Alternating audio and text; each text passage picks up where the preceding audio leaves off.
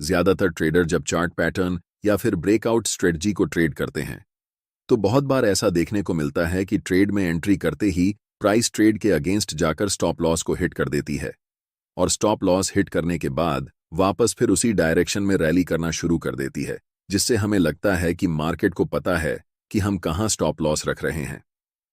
इसीलिए price stop loss hit करके फिर वहीं से वापस टारगेट की तरफ जाने लगती है। यह सब देखकर हमें बहुत बुरा लगता है।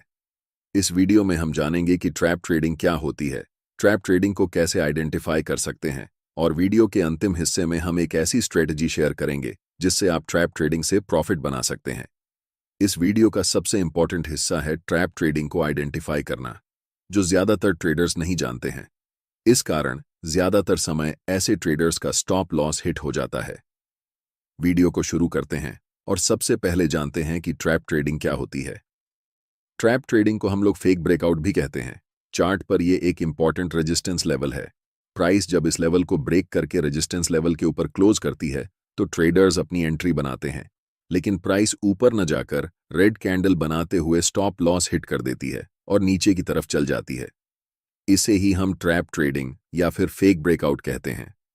ऐसा इसलिए होता है क्योंकि जो बड़े ट्रेडर्स या ऑपरेटर्स मार्केट में होते हैं उन्हें लिक्विडिटी चाहिए होती है।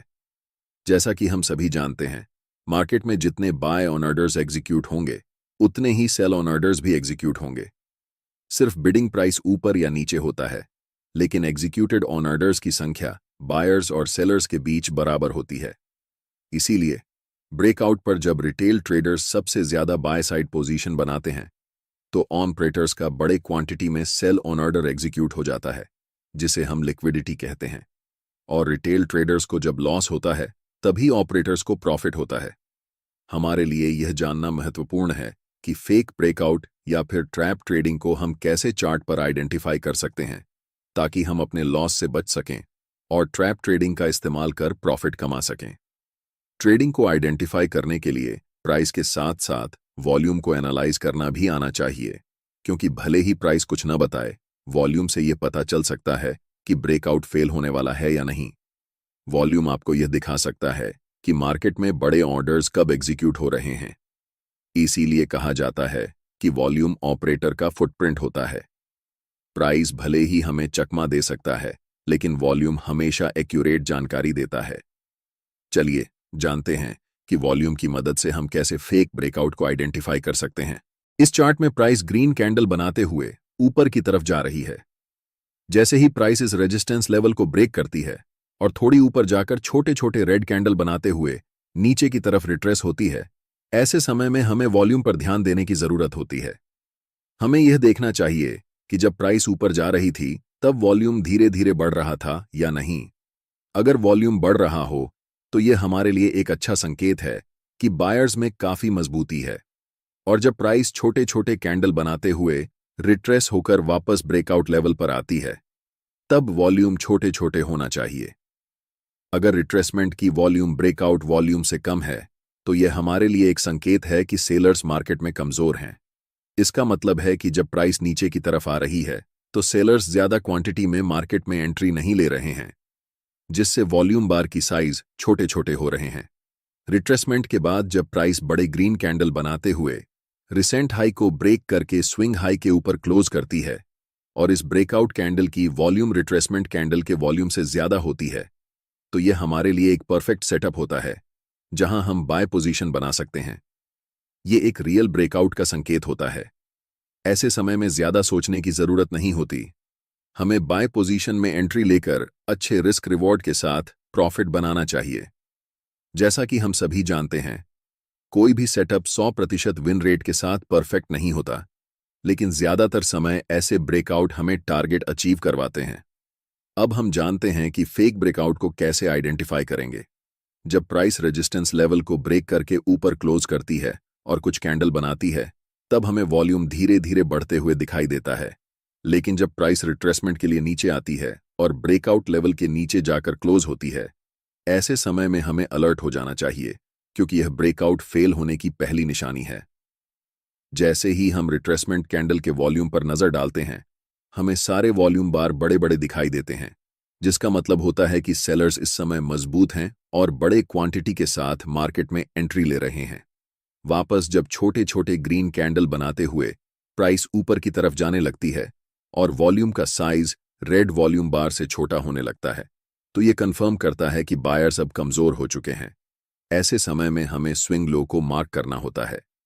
जैसे ही प्राइस बड़े रेड कैंडल के साथ इस स्विंग लो को ब्रेक करके नीचे क्लोज होती है और इस कैंडल की वॉल्यूम पिछले कुछ कैंडल से ज्यादा होती है, तब यह हमारे लिए एक परफेक्ट संकेत होता है कि यहां ब्रेकआउट फेल हो चुका है।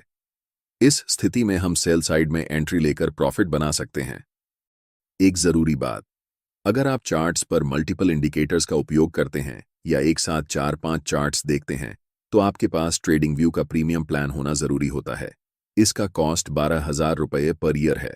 अगर आप ट्रेडिंग व्यू का सब्सक्रिप्शन फ्री में चाहते हैं तो आप अपना डिमैट अकाउंट शाम को ट्रेडिंग ऐप में खोल सकते हैं। अपने ट्रेडिंग को इंप्रूव करने के लिए सैमको में स्विच करें। सैमको आपकी ट्रेडिंग हिस्ट्री का एनालिसिस करके आपको आपकी गलतियों के बारे में बताता है, जिन्हें जानकर आप अपनी ट्रेडिंग को और बेहतर बना सकते हैं। एक ही प्लेटफॉर्म पर सभी एसेट क्लास में ट्रेड कर सकते हैं, जिसमें कमोडिटी डेरिवेटिव्स और करेंसी डेरिवेटिव्स भी शामिल हैं। यहां अकाउंट ओपनिंग फ्री है और पहले साल के लिए अकाउंट मेंटेनेंस भी फ्री है। म्यूचुअल फंड और आईपीओ में कोई कमीशन नहीं है। बाकी सभी एसेट क्लास में ट्रेड करने पर केवल 20 रुपए पर ऑर्डर ब्रोकरेज लिया जाता है और यहां कोई भी हिडन चार्ज नहीं है। 1000 से ज्यादा स्टॉक्स पर 4 गुना लेवरेज मिलता है, जिसे आप लाइफ टाइम तक होल्ड कर सकते हैं। यहां पर आपको ट्रेडिंग व्यू का प्रीमियम वर्जन मिलता है, जहां आप मल्टी चार्ट लेआउट और 50 से भी ज्यादा इंडिकेटर्स का इस्तेमाल कर सकते हैं और चार्ट्स पर ही बाइंग और सेलिंग के ऑर्डर प्लेस कर सकते हैं। साथ साथ अपने स्टॉप लॉस और टारगेट को भी मैनेज कर सकते हैं। अगर आप डिस्क्रिप्शन में दिए गए लिंक से सैमको ब्रोकर ज्वाइन करते हैं तो आपको सीबी से रजिस्टर्ड एडवाइजर द्वारा दी गई रियल टाइम ट्रेडिंग एडवाइस बिल्कुल फ्री मिलेगी। लेकिन जब आप रियल मार्केट में ट्रेड करेंगे तो आपको ऐसे परफेक्ट सेटअप नहीं दिखेंगे। यहां हमने परफेक्ट सेटअप दिखाकर आपको समझाने की कोशिश की है। अब आपको यह पता होना चाहिए कि हर समय ब्रेकआउट फेल नहीं होते हैं, इसलिए यह जानना जरूरी है कि हमें ट्रैप ट्रेडिंग में कब एंट्री लेनी है और कब नहीं। मार्केट में कुछ ऐसे लेवल्स होते हैं जहां ज्यादातर समय फेक ब्रेकआउट देखने को मिलता है। पहला, प्रीवियस डे हाई लेवल या फिर प्रीवियस डे लो लेवल। उदाहरण के लिए प्रीवियस डे हाई एक इंपॉर्टेंट लेवल है और प्रीवियस डे लो भी एक इंपॉर्टेंट लेवल है। नेक्स्ट, जब भी प्राइस किसी एक लेवल को डायरेक्ट ब्रेक करती है तो हमें फेक ब्रेकआउट देखने को मिलता है। दूसरा, करंट डे हाई और करंट डे लो लेवल को जब प्राइस डायरेक्ट ब्रेक करती है तब हमें फेक ब्रेकआउट देखने को मिलता है। और तीसरा, इंपॉर्टेंट साइकोलॉजी लेवल पर। अब आपके मन में यह सवाल आ रहा होगा कि साइकोलॉजी लेवल कौन कौन से होते हैं। साइकोलॉजी लेवल मतलब एक राउंड फिगर। उदाहरण के लिए निफ्टी अभी 25,000 के आसपास चल रहा है, तो 25,000 लेवल, 24,000 लेवल या फिर 24,500 या 25,500 लेवल्स को साइकोलॉजी लेवल कहते हैं, जहां पर ज्यादातर समय आपको पहला फेक ब्रेकआउट देखने को मिलता है। मैं आपको एक टिप देता हूं जिसे ट्रैप ट्रेडिंग में एंट्री करने से पहले ध्यान में रखना चाहिए। मैंने आपको जितने भी लेवल्स मार्केट में होते हैं वो बताया। जब प्राइस इन लेवल्स को डायरेक्ट बिना समय स्पेंड किए ब्रेक करती है तब हमें फेक ब्रेकआउट ट्रेड में एंट्री करने के बारे में सोचना चाहिए।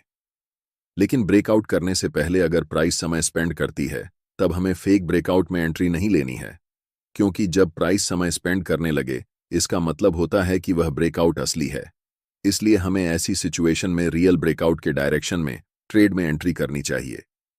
इस बात से कंफ्यूज नहीं होना चाहिए कि हमने आपको कहा है ब्रेकआउट लेवल से पहले अगर प्राइस समय स्पेंड करें तो वह रियल ब्रेकआउट होता है, लेकिन अगर ब्रेकआउट लेवल के बाद समय स्पेंड करें तो ऐसी सिचुएशन में ब्रेकआउट फेल होने की ज्यादा संभावना रहती है। अब डिस्कस करते हैं most profitable intraday trading strategy, जिसे हम ऑप्शन ट्रेडिंग में इस्तेमाल कर सकते हैं। इसकी एक्यूरेसी सबसे ज्यादा बैंक निफ्टी में होती है। जब मार्केट 9:15 पर ओपन होती है उससे पहले हमें चार्ट पर यह सभी लेवल्स ड्रॉ करके रखने होते हैं। Previous day high, previous day लो और अगर कोई रीसेंट स्विंग लो या फिर स्विंग हाई हो तो उसे मार्क करना है। और बैंक निफ्टी में 1 मिनट टाइम फ्रेम में जब पहली कैंडल बनाकर क्लोज होती है तब उस कैंडल के हाई और लो को मार्क करना है। या फिर अगर लगातार एक ही कलर की कैंडल बन रही हैं तो हमें उन सभी कैंडल्स का ग्रुप बनाकर उनके हाई और लो को मार्क करना है। अगले टाइम जैसे ही पहली कैंडल या फिर ग्रुप ऑफ कैंडल्स के लो को ब्रेक करके अगली कैंडल एक बड़ी बुलिश ग्रीन कैंडल बनती है, वह कैंडल चाहे हैमर कैंडल हो या फिर इंगुल्फिंग कैंडल हो या फिर मॉर्निंग स्टार कैंडल हो, कोई भी स्ट्रांग बुलिश कैंडल देखने को मिले, तब हमें बाय साइड में ट्रेड एंट्री करनी चाहिए। इसमें हमारा स्टॉप लॉस प्रीमियम का टोटल 10% होगा और टारगेट स्विंग हाई या फिर 1 से 2 होगा। अगर प्रीमियम का प्राइस 200 है तो हम 20 पॉइंट का स्टॉप लॉस रखेंगे और 40 पॉइंट का टारगेट। यहाँ ट्रैप ट्रेडिंग इसलिए काम करती है क्योंकि जब मार्केट ओपन होती है तो पहली कैंडल का हाई और लो रेजिस्टेंस और सपोर्ट की तरह काम करता है और ज्यादातर रिटेल ट्रेडर्स ब्रेकआउट पर ट्रेड लेते हैं। छोटे टाइम फ्रेम में सबसे ज्यादा मैनिपुलेशन होता है, इसीलिए अगर आप बिगिनर हैं तो आप ऑप्शन ट्रेडिंग से खासकर दूर रहें। मैं जितना भी कुछ आपको बताया ये सिर्फ छोटे टाइम फ्रेम पर वर्क करेगा जहां पर मैनिपुलेशन सबसे ज्यादा होता है। अगर आपको नॉर्मली ब्रेकआउट पर ट्रेड करना है तो आपको अपनी कैंडल का टाइम फ्रेम मिनिमम 1 आवर रखना होगा। जितना ज्यादा आप टाइम फ्रेम बढ़ाएंगे आपकी एक्यूरेसी उतनी ही अच्छी होगी। इस वीडियो में इतना ही। सैमको ट्रेडिंग ऐप का लिंक डिस्क्रिप्शन में है। जिन्हें ट्रेडिंग व्यू प्रीमियम के फीचर्स बिल्कुल फ्री चाहिए वो अपना डीमैट अकाउंट खोल सकते हैं। वीडियो देखने के लिए आप सभी का धन्यवाद।